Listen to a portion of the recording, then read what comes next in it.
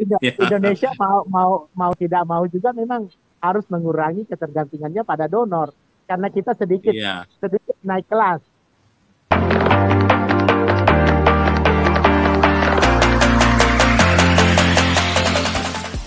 iya, iya, iya, Kita iya, sedikit iya, naik good. kelas kan Itu ya. saya kira menarik ya. Artinya negara ini memang harus punya kompetensi tambahan untuk mulai mengakses ya donor, ya katakanlah partner ya, tidak perlu sebut donor, mungkin partner baru begitu untuk sejumlah isu-isu yang Gampang eh, saya kira menjawab pertanyaan seperti itu. Tapi secara umum kalau di tingkat pemerintahan eh, Australia ini sejak dulu kan sekutu Amerika kan ya. Tetapi iya, mereka iya, selalu lebih gampang atau lebih nyaman sebenarnya berhubungan dengan presiden atau administrasi di Amerika yang konvensional. Konvensional dalam pengertian seperti yang kebanyakan terjadi dalam sejarah iya. Presiden Amerika Serikat. Ini Trump kan sebenarnya seperti sebuah pengecualian ya, Pengecualian. sebuah kasus Iya, iya, iya, kasus iya, iya. ekstrim. Jadi banyak orang atau pengamat atau ahli di bidang uh, politik internasional ini bukan bidang saya. Saya hanya harus Iya, iya, literate sedikit iya, mengenai iya. hal itu karena di kesehatan masyarakat ada yang namanya global health dan tentu juga sangat dipengaruhi oleh Iya, arsitektur politik internasional. Jadi iya, iya, secara umum negara-negara sekutu Amerika itu awalnya tidak nyaman dengan tipe ekstrim iya, seperti Trump. iya, Tapi kan dalam dalam politik yang dominan akhirnya kan kalangan realis ya suka tidak suka iya, iya, iya, Trump sudah terpilih kan ya. iya, iya, iya, Mereka tentu harus suka atau tidak suka menyesuaikan diri dengan iya, kenyataan iya, politik atau lanskap politik ya itu. Termasuk yang paling dominan kan ini Amerika yang menjadi sangat mengutamakan politik atau kepentingan domestik mereka kan ya. Amerika first.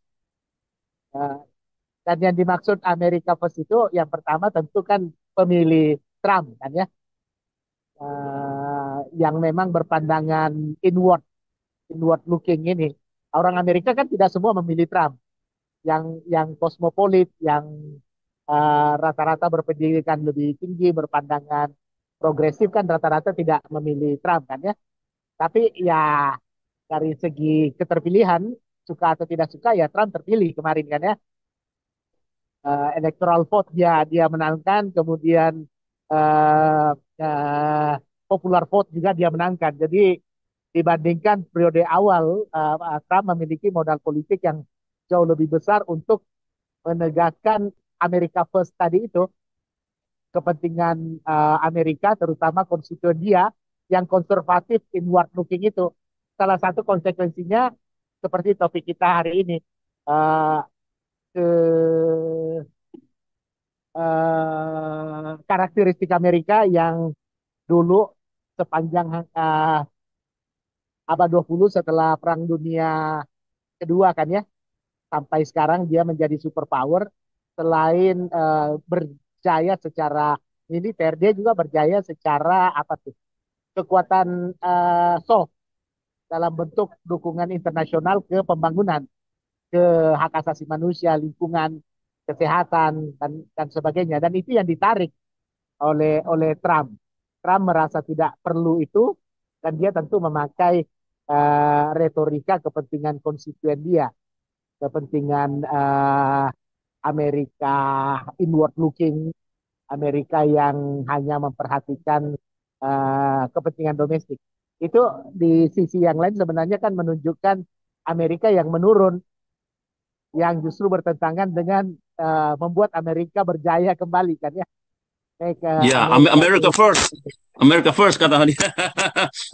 Oh, jadi Iya, salah satu yang menjadi berita juga adalah respon pemerintahan Trump ini ke eksistensi WHO ya. Menurut saya juga itu sebenarnya saya tidak begitu paham seperti apa ketidaksukaan itu dan bagaimana mereka sejauh ini terhubung dan itu apa konstelasinya seperti apa ya kalau pembacaannya Om Sudi di situ. itu WHO. satu Hmm. paket. satu paket semua dengan Amerika Oh, pertama, Amerika dulu, Amerika Amerika first.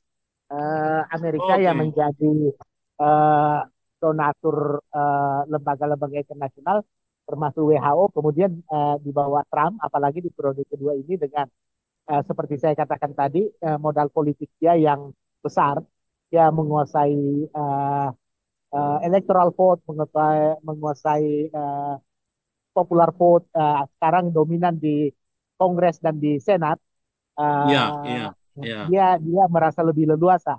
Dan sebagai penyumbang terbesar itu seperti saya katakan tadi, kalau di administrasi sebelumnya seperti di bawah Biden dan Kamala Harris itu dianggap sesuatu yang prioritas. Di bawah Trump itu dianggap tidak penting. Dan akhirnya dia tarik, tentu dengan konsekuensi yang nyata karena Amerika penyumbang terbesar untuk lembaga-lembaga yang memiliki dampak ke banyak negara, banyak tempat di dunia, termasuk WHO.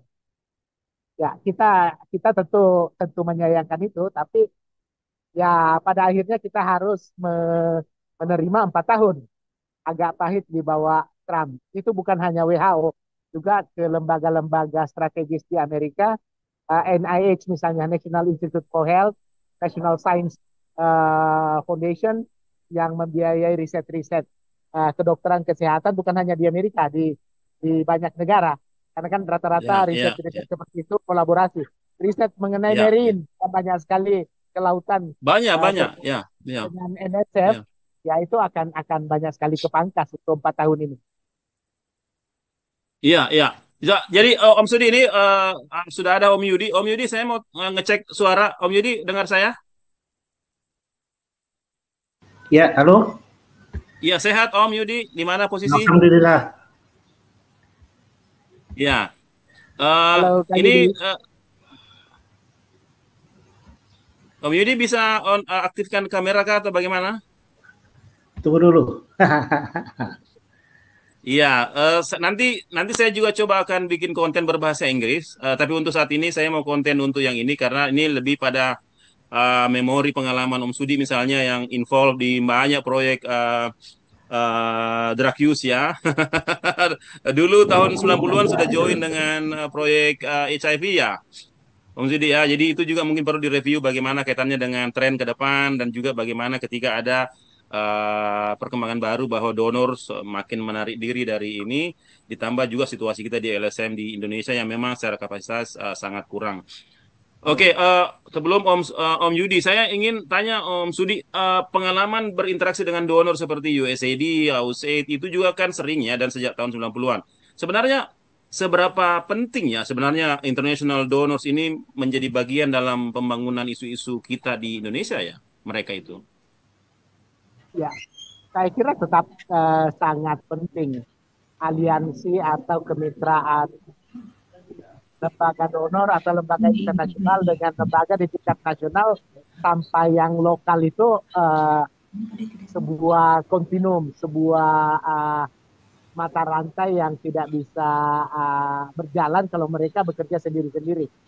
Uh, Dulu misalnya menghadapi tadi dan untuk menyebut HIV itu kan pandemi dulu saja yang juga sangat banyak dipengaruhi respon Oh iya kita ya. membesar karena fasilitasi dan juga kerjasama dengan lembaga donor termasuk USAID.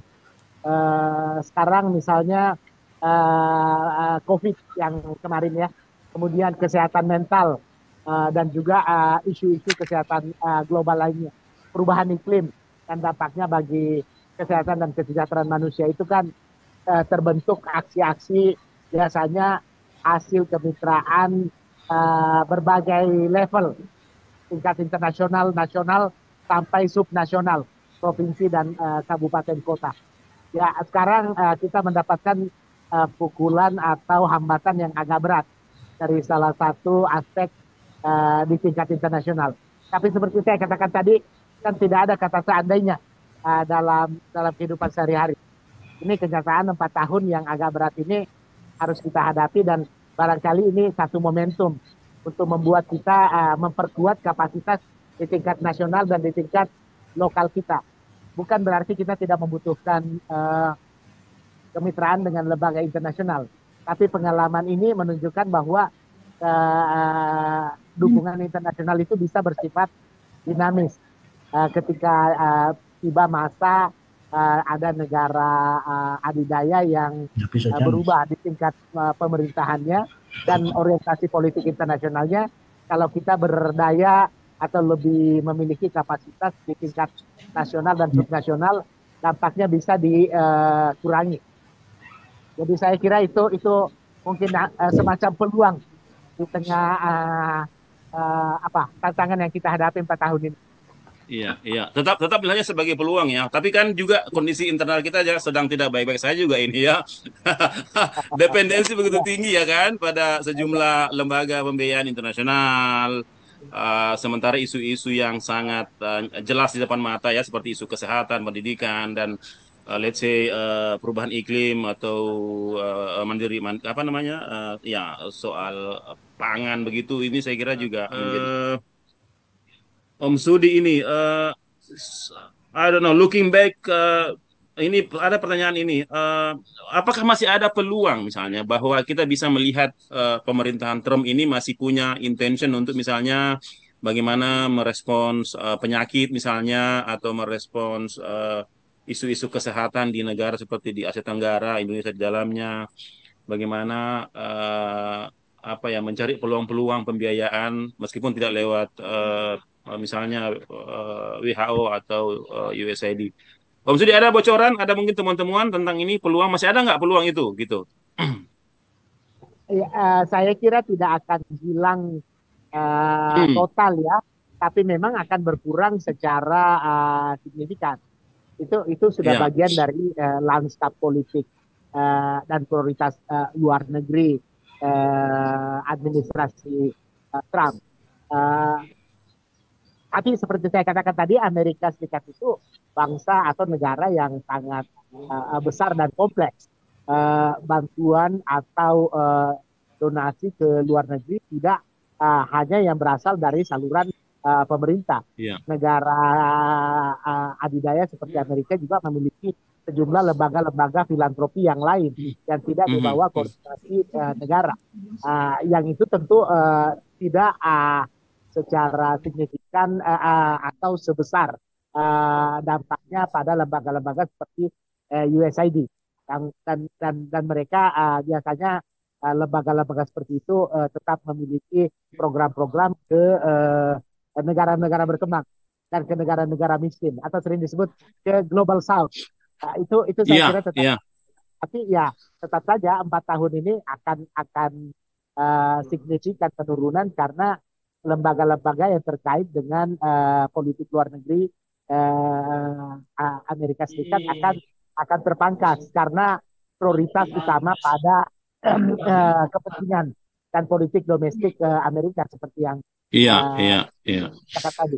Yang sering agak menyesatkan di dalam pandangan kita adalah karena kita melakukan simplifikasi terhadap Amerika Serikat. Simplifikasi Amerika atau kekuatan adidaya meskipun sekarang agak menurun ya, atau paling tidak kekuatannya mendatar, tidak sedominan yang lalu. Negara ini atau bangsa ini bukan bangsa yang homogen. Ya, mereka sangat kompleks, memiliki banyak facet, banyak lembaga, dan tidak semuanya berada di bawah kontrol Trump. Jangan mengira seluruh warga Amerika kulit putih memilih Trump. Enggak kan? Amerika yang dominan white Anglo-Saxon Protestan itu kan menjadi semakin terlihat sebagai bangsa yang terbelah kemarin itu. Jadi ada peluang-peluang gitu ya yang bisa diakses ya. Jadi pemerintah atau siapapun di stakeholders. Ya, tetap ada lembaga-lembaga yang tidak di bawah kontrol Departemen Luar Negeri Amerika Serikat dan selama ini bergerak dalam partnership dengan negara-negara berkembang Global South dan saya kira mereka akan tetap lanjut. Kita mungkin misalnya belum terlalu banyak berkenalan dengan mereka karena selama ini Iya, iya, terlalu dominan dengan lembaga-lembaga seperti USAID. Mungkin waktunya untuk melihat lembaga-lembaga seperti itu yang mungkin memang lebih kecil dari segi volume pendanaan. Tapi tentu lembaga-lembaga tersebut yang memiliki riwayat bekerja, riwayat kemitraan yang panjang di berbagai negara memiliki keunikan dan kelebihannya masing-masing. Kalaupun mereka dari segi volume pembiayaan atau dukungan pendanaan tidak besar, mungkin dia memiliki kelebihan yang lain. Kelebihan dalam hal peluang untuk co-design misalnya, partisipasi antar aktor menjadi lebih setara dan sebagainya. Saya kira makanya saya tidak mau terperangkap dalam kemuraman 4 tahun. 4 tahun ini siapa tahu membuat kita terpaksa belajar untuk melebarkan pemahaman kita terhadap peta Italia, Kanada, Amerika Utara, Skandinavia misalnya, melihat oh Amerika mengurangi, mereka akan mendapatkan tekanan dari konstituen di dalam negeri untuk mengurangi juga. Ada kemungkinan seperti itu. Jadi ya kita mesti siap-siap. Tapi ya saya kira kita juga harus melihat Indonesia kan sebenarnya bukan lagi negara yang terlalu miskin. Kita ini berpendapatan iya, menengah. Ya, iya, masalah adalah karena kita terlalu banyak inefisiensi. Ya, iya, iya, uh, iya, iya. Tetap ada ya, ada konfidensi ya, tidak bisa berharap sepenuhnya karena ya, memang Indonesia harus mengakses ya. juga lain-lain.